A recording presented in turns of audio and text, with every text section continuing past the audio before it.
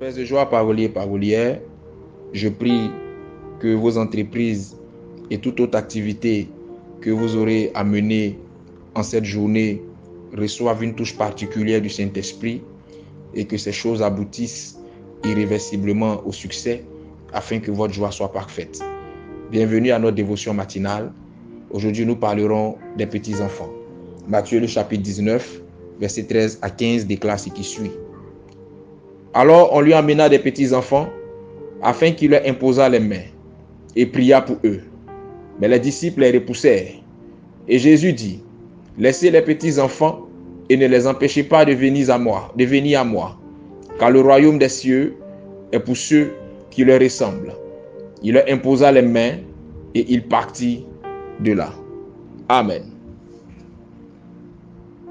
Si vous aspirez au royaume des cieux, si vous aspirez à une vie chrétienne productive et agréable à Dieu, ne perdez pas votre cœur d'enfant et efforcez-vous d'avoir en Christ la foi d'un enfant.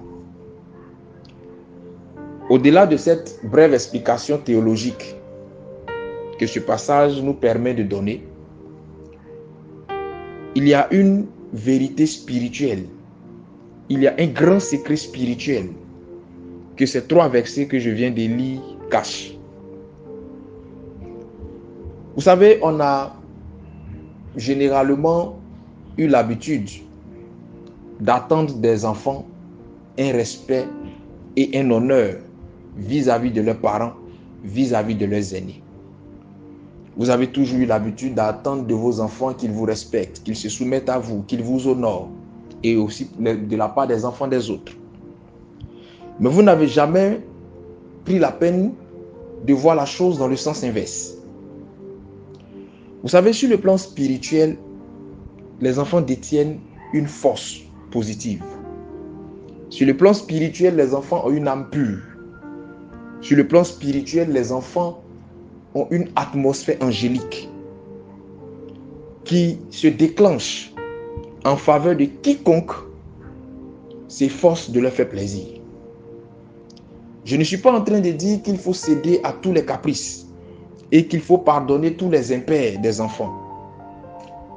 Mais lorsqu'un enfant vous honore, efforcez-vous de l'honorer en retour.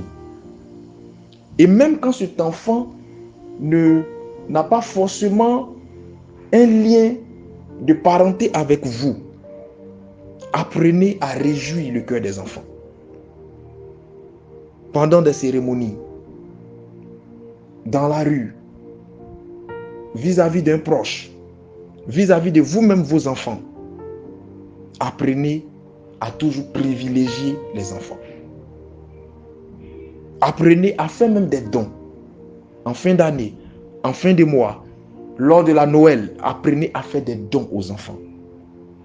Parce que tant que le cœur d'un enfant est réjoui, le cœur de Dieu est réjoui.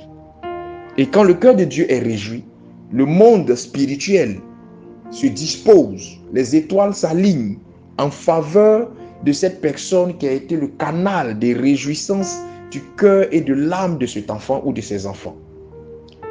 C'est la raison pour laquelle en spiritualité, toute personne qui prend soin des orphelins reçoit une bénédiction d'une manière comme d'une autre. Parce que, aux yeux de Dieu, les orphelins, quel que soit leur âge, sont des enfants qui ont besoin d'une assistance. Mais au-delà des orphelins, apprenez à réjouir le cœur des enfants. Apprenez à réjouir le cœur de vos enfants. Ne soyez pas toujours des parents qui s'inscrivent dans la réprimande, dans le reproche incessant. Apprenez à encourager vos enfants. Apprenez à savoir ce qu'ils aiment et apprenez à faire des choses qui pourront éveiller en eux des moments d'émotion, des moments de grande joie. Cela déclenchera en votre faveur la bénédiction de leur âme.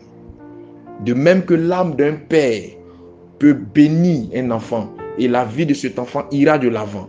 De même que l'âme d'une mère peut bénir un enfant et des portes s'ouvriront pour cet enfant. Ainsi, l'âme d'un enfant peut bénir ses parents et des portes s'ouvriront pour cet enfant-là, pour ses parents-là du moins. Comprenez ce secret et appliquez-le.